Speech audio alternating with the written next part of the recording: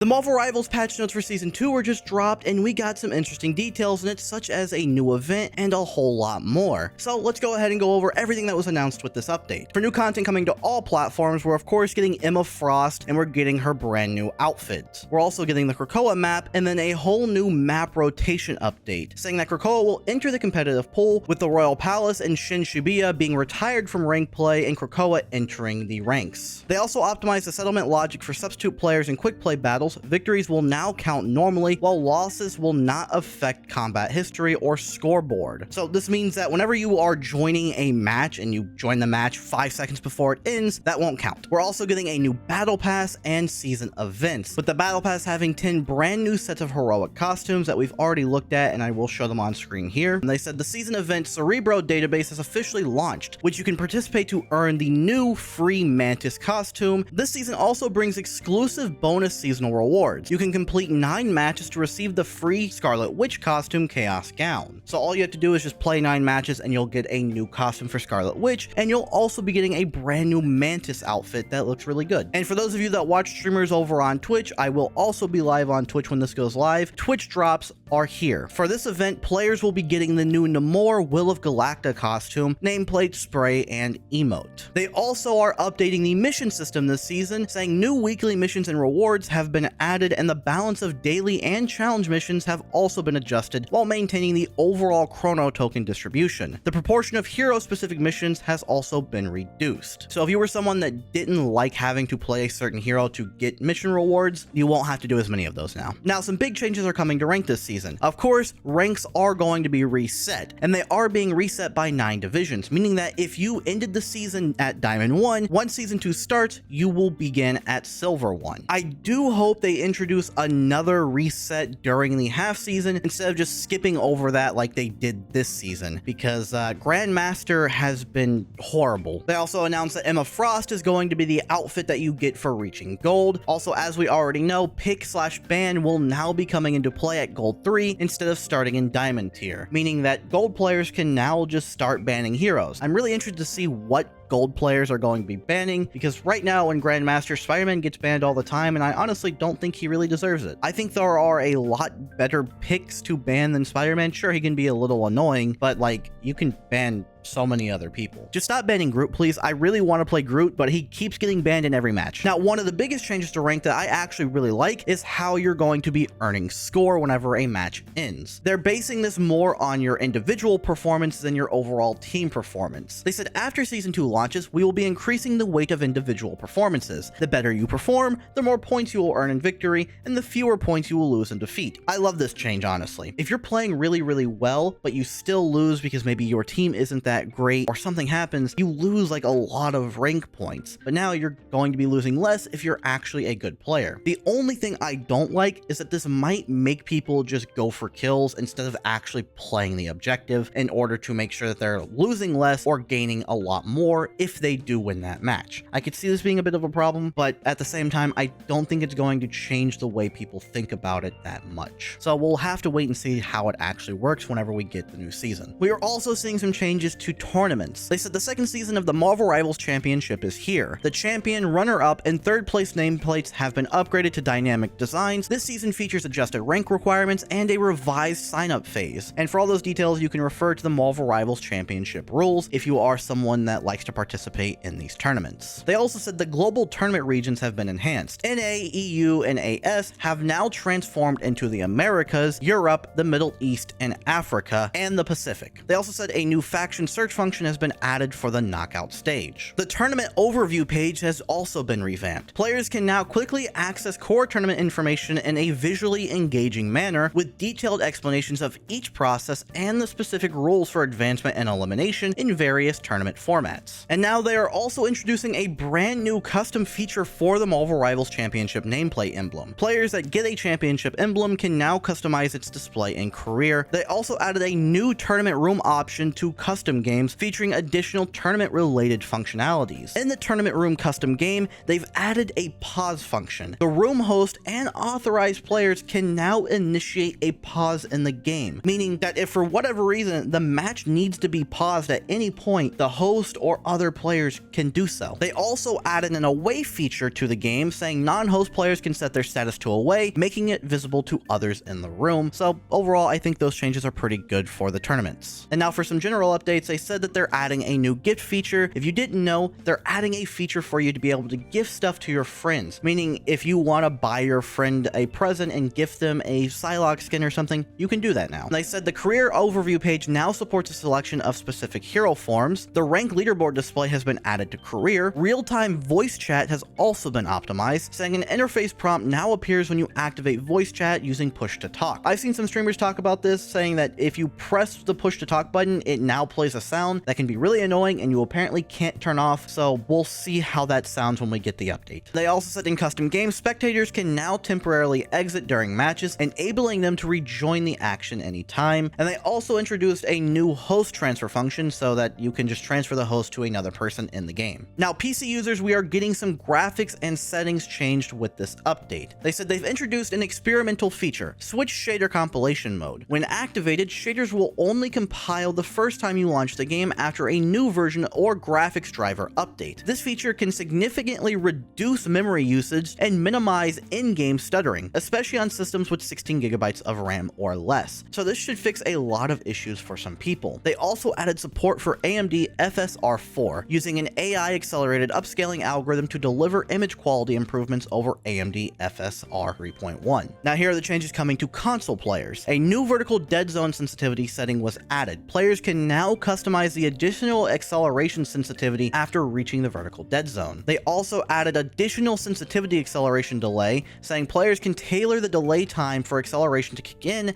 after reaching the dead zone. They're also allowing players to set the maximum and minimum dead zone values for the joystick controlling character movement. And they're also adding dead zone for triggers as well. And they're also adding settings for first-time players, saying first-time players will receive a reminder of default sensitivity settings, vibration, and trigger effects upon entering the game, making their introduction as smooth as a superhero landing. So if you're someone that hasn't played Marvel Rivals on console yet, then now would be a good time to do so, because they're trying to make the process as smooth as possible for you. And of course, as they do with most of these patches, they fixed a lot of bugs and stuff that were happening on the maps and just general bugs that have been going on in the game. Now, here are the hero-specific bugs they fixed. For Captain America's shield bounce, they said they resolved an issue where Captain America couldn't ricochet enemy projectiles while moving backward. For Adam Warlock, they fixed Spectre sightings. They fixed a glitch that sometimes caused abnormal camera angles after being revived by Adam Warlock's ultimate ability. They also added a fix to Namor's ability in the Charter's base. They said Namor's ultimate ability could occasionally fail to deal damage when targeting the raising pillars. This issue has been resolved. They also fixed an issue where Bucky would sometimes descend before ascending while unleashing his ultimate. They also fixed an issue where Cloak or Dagger sometimes left their character model lingering for a brief moment during form switches. They've also resolved a rare glitch where Iron Fist could end up floating indefinitely. I've never encountered that,